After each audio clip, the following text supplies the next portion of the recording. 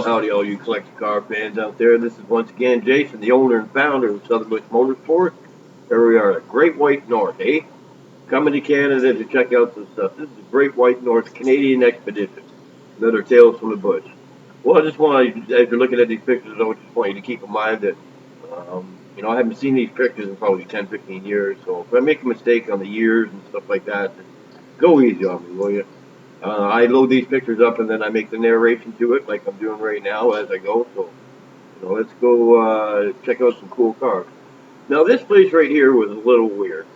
It was way up in northern Canada, and as you can see, it almost looks like a desert out there. A lot of people don't know there are parts in Canada that are almost completely desert. But also another thing you need to keep in mind, a lot of people don't know is, yes, it snows a lot in Canada, but once you get past I think it's minus 12 or 14 degrees, in the wintertime, salt is ineffective. It doesn't work. So they don't use salt up north. So a lot of these cars have got surface rust on them, but they're pretty much rust free.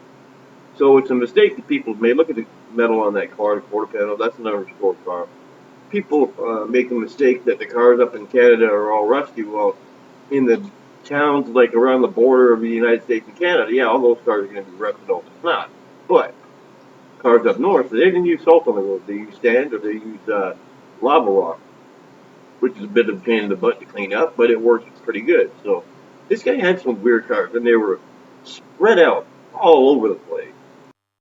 I bet you this guy had about 10 or 11 different buildings, and it had whole fields in the back, like this right here, where cars were just shoved everywhere. I don't even know what that is. That must have been one of those funky cars that people built back then. But, look at that Chevelle. I don't know why they got an SS on. I don't know. That didn't come like that. He had old cars like this stuck all over the place. It was really cool to see the stuff. I mean, I touched the cars. It's a Fury, I think, isn't it? Old car. Some of the pictures are a little bit hard because I had to use different cameras.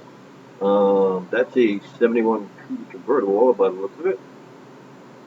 There's a nice 340K. That car right there, I think that car was just being finished, or it had been finished. And he had a bunch of cars inside of a really nice building that he just favored quite a bit. But, I had to deal with a lot of this stuff. Cars, hundreds of cars out in the field. It was actually kind of cool to see, but it was weird too. And we get into the Z28 over there. That was pretty cool as well. Now, most of the cars are out in these fields like this. They were sitting out there, but he used them for picking parts off for quite a bit. I don't know what thing right there. I'm not too familiar with those old cars. I know what that is. That's a 57 Chevy Bel Air convertible. Oh, that's a 7442. That's definitely not the fix. That's a Challenger. That's not a 442. Good car interior there. No, yeah, there you go right there. You've got some pretty cool cars in the building. That was a real first 455 car right there. Tried to get that car. It wouldn't have anything to do with it. Didn't want to sell it. That's a real 302 Zapper Z28 car. It was kind of funny. I guess the guy must have been used to tire kickers. There's a 69 Charger out there. Guy must have been used to tire kickers and stuff. One second he wanted to sell something, next second he didn't want to sell something. And I bet you I had $100,000 with me in cash, and I made sure he saw it. 340 Coupe convertible, a beautiful car there. That 71 Charger, that's a real six-pack car right there too. Weird, I don't think it was an air grabber car for some reason. Little Mercury Cougar. There's a bunch of cool cars out there. 71 440 six-pack numbers matching. Wasn't an air grabber car, but boy, that car was beautiful. I don't even know what that thing is, but you can see when you're looking at these cars sitting out in the field that are untouched, used parts and stuff. Even an old car like that, just a junk clunker, but it's got almost no rust. There's no rust on any of these cars. I'm sure glad I took so many pictures the way I did back then, and I kept every picture. I didn't erase anything. Oh, look at that sublime green Challenger RT. Man, that's a beautiful car right there. Charger. This was just a six-pack Charger he had sitting there on the side of the building. Wasn't nothing fancy, but it's a cool car. That's that's a different 455 Hertz. If I remember right. That's I believe that was a 440 Challenger. He was for nothing too fancy. This was a 71 446 pack, a Roadrunner. Beautiful car.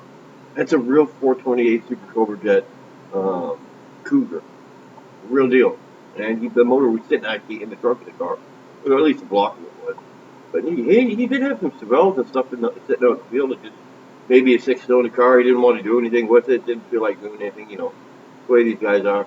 70 Challenger RT convertible. What a beauty. Carrying on here. That thing right there. Is that a 4-door? Yeah, a lot of unrestored, untouched cars. There's a 342 convertible again. Kind of see inside that building. This was kind of his like little collective area. Yeah, this was more. These weren't really parts cars. He didn't take parts off a lot of these cars. You got a Camaro convertible to the left there, and a real D28 Camaro right there. Ah, 70 AAR CUDA. And yes, that is a real Phantom Pink car. I got the fender tag. Yeah, look to the left. FN3. FN3. I thought it was fake until I went through the whole car. Kind of reversed the image process so you can see the numbers a little better, but that is real. That is a real deal 1970 346 pack AAR CUDA in Phantom Pink, or Moulin Rouge, whatever they call it. I think that was a Cougar convertible right there. A nice little Corvette sitting in there. Two Corvettes. It's a Stingray, I think, beside it. There's no care in the world. Just throw stuff on top of that Max Wedge car. Oh, that thing was cool, too. These two 1970, these were for Shelby. Both of those Shelbys, one was convertible, one was a hardtop. There's the Challenger RT Sublime Green. Look at how old that car is. That's a 50s car right there, and there's no rust on it. Again, look at those cars. All surface rust, no rust. We didn't use salt on the roads up north, so the car stayed solid. It's surprised. Most people don't know that, but if you want a good solid car, you don't need to go to California. You can go to Upper Canada. You know where you're going, the bigger cities where the oil was back then. 442 convertible numbers matches. That was a cool car. Zero rust on that car. I remember looking at it and I just couldn't believe how solid that car was. This back, I think it was a Corvette. Yep. You were looking at what you're looking at. That is a real 1969 SS 427 Yanko Camaro. Coco. I think that's what it's called. Field of Dreams right there. That is a real Boss 302. I guess there was enough numbers on that to tell somebody that it was real, but it was real. There's a convertible 69 442, I believe it was. Look at that bad boy right there. Man, that's a big car. Boy, if you hit somebody with that car today, yeah, that's a 442 convertible. He just, it's like he got so many projects started, he couldn't get to it. It was a Barracuda, but I think that was a big block Barracuda, if I remember right. 69.5 lift-off hood, 446 pack, super beat. I love that color. That green color is bad. Look at all these old junkers out there. Yeah, they sure do stand out well. Actually, I think that was this Shelby, if I remember right. Just, it's just a shame sometimes when you see places like this where they got these cars spread out all over the place. I've bits and pieces, different restorations going on, and it's an SS. I think that was a 396, 67, 68. Just another barn just full of cars. And it's just a shame sometimes when I see some of these places and they got these cars that are in different stages of restoration or haven't been touched. There's hundreds and hundreds of these cars. Yeah, you get cars like this that are actually completely restored. But, this fellow was a little bit older, and there's just no way he was going to get to the rest of these cars. There's just no way. Oh, that was a Duster, I think. Original untouched Duster. Just sitting in the wind up there, just taking on the leaves and stuff. And there's the front end of that Charger that I showed you before. That was beauty. I've always loved those Chargers. They're the front version of that 340 Cougar convertible. Look how perfect that car is. Absolutely gorgeous. And I can't get enough of that Panther Pink. I love that Panther Pink. I wish I would have owned a Panther Pink car in my life. Nope, that's not the interior of that Panther Pink car. That's a Shelby. Look at it. The SS Camaro convertible. Just the coolest cars. Just parked all over the place. Another Cuda. Yeah, that's old pickup. That pickup truck is pretty cool though. Completely untouched, taken apart a little bit. Now I don't know exactly what that is, but this is a building where cars had been painted and they were covered up. There's that big monster again. It's just a shame to see all these cars all over the place. Oh, there's the back. I can picture it with two Shelbys. One's convertible, one's a hardtop. Guy wanted 300 grand for both those cars. It's 442 convertible.